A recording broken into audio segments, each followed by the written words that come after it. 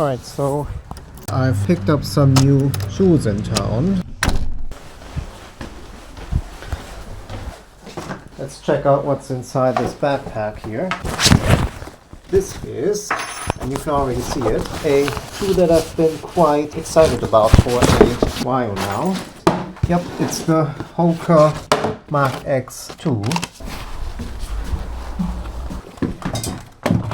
So just a quick comparison to the V1 here. It looks like a pretty similar kind of setup, with the P-backs mostly in the forefoot and the rest being EVA. Interesting part is just sort of squishing my finger into these foams. There's a noticeable difference between the EVA and the P-backs, where the P-backs is much softer. With the V2 it's quite interesting. There's not that big of a difference actually, which is encouraging to me, because I felt like the EVA in the V1 was just a bit too firm and dead feeling, and if they've softened this stuff up a bit, yeah, that could definitely improve the ride.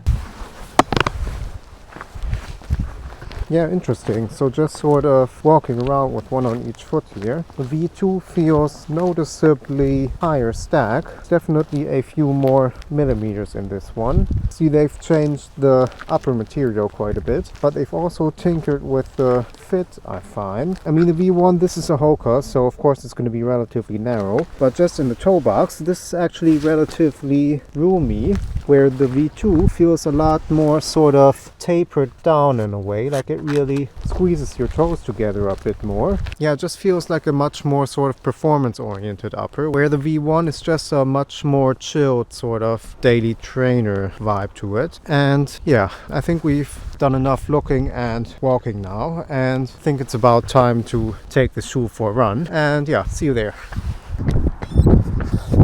Yeah, these conditions. This is not like last week. I mean, you see I'm wearing arm sleeves and gloves. I mean, I only took 4 days off running to take care of this bruised rib, which is feeling better, by the way.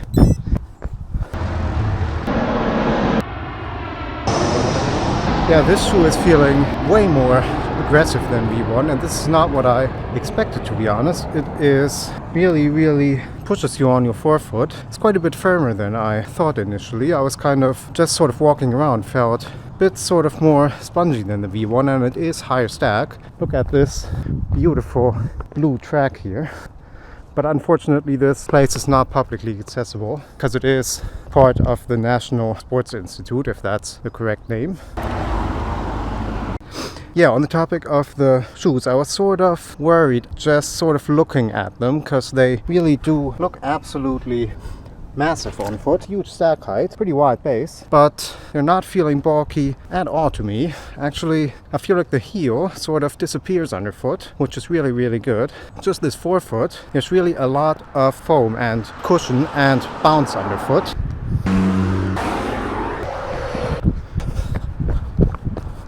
Yeah, Luxembourg really is a fascinating city. It's just such an interesting combination of modern architecture and a lot of historical structures.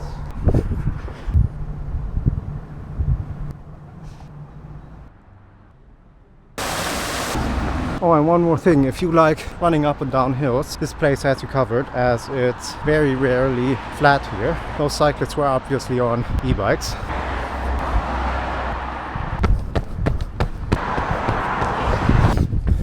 So one question that immediately pops up for me is, how does this stack up to other super trainers? The GOAT, in a way, is probably the endorphin speed. It's a bit heavier than that, but I still find this more aggressive feeling, more responsive, where I find the endorphin speed does easier paces, maybe just a bit more comfortable in a way. Yeah, a bit of a different experience for me.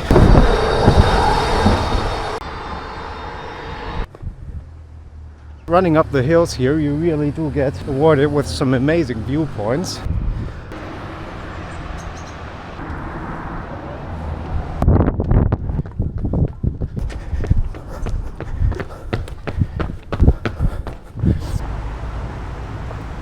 And yeah, being a Sunday morning, this place is pretty deserted right now.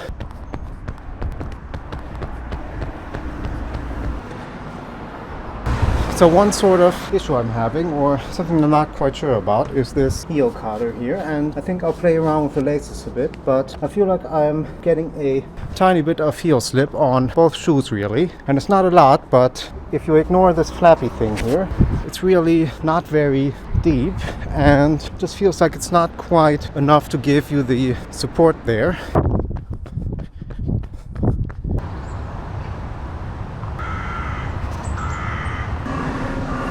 So one thing you have to mention with the Mach X2 is that this has gone up in price to the V1 by 10 euros. So it's 190 now, which is sort of pushing it a bit. As here in the EU, most of the top race shoes are around 250, maybe 280. Yeah, I mean, in a world where non-plated shoes like the New Balance Balos are 220, I think for what you're getting here, which is almost top tier performance, 190 is just sort of acceptable, I think. Yeah, I just feel like this is exactly what you want from a super trainer. It has a similar kind of feel to the race shoe. I mean, obviously I haven't tested the Rocket X2, but just comparing this to other carbon shoes, it feels similar, but it's way more but it's more controlled. I feel like it does easier paces better than those. Plus it's obviously quite a bit cheaper and more sort of stable underfoot. Yeah, I think not only would this be a good training shoe, I also think this would be a good race shoe to some people who just want a bit more stability and structure under their foot than some of these carbon shoes provide. Yeah, the Mach X2 is just a shoe, it's just fun to run in, and that's sort of what the first one was lacking a bit. And this heel collar, it's not that bad. I mean, sort of get used to it. Just doesn't feel quite as locked in as I would like. But then again, this is only my first run and I haven't really done anything in particular to the laces. Yeah, I mean, compare this to the Mach X1. This is just improved in every way, really. The upper is exactly what I wanted, except for the heel collar maybe. It's lost weight, it feels more aggressive. At the same time, it's more cushioned as well. And just find this a much better shoe for only 10 euros more, which is okay, really.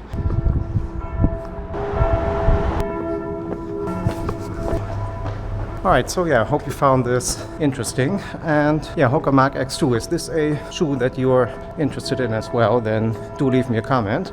And yeah, I hope to hear from you there. And like and subscribe, of course, as always. Hope you have a great week and see you on the next video then.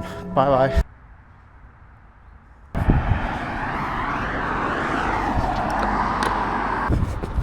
So being injured kind of sucks, of course. I mean, it always sucks.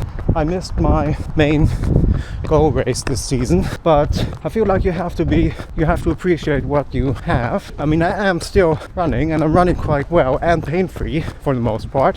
So could be way worse, and at the same time also see this as a bit of an opportunity, because having a bit of downtime is always beneficial, I think, and sometimes these sort of forced downtimes are a bit of a blessing in disguise, as you get to really heal everything up, every sort of small little niggle that you've been having, and really freshen up for some more training in the future.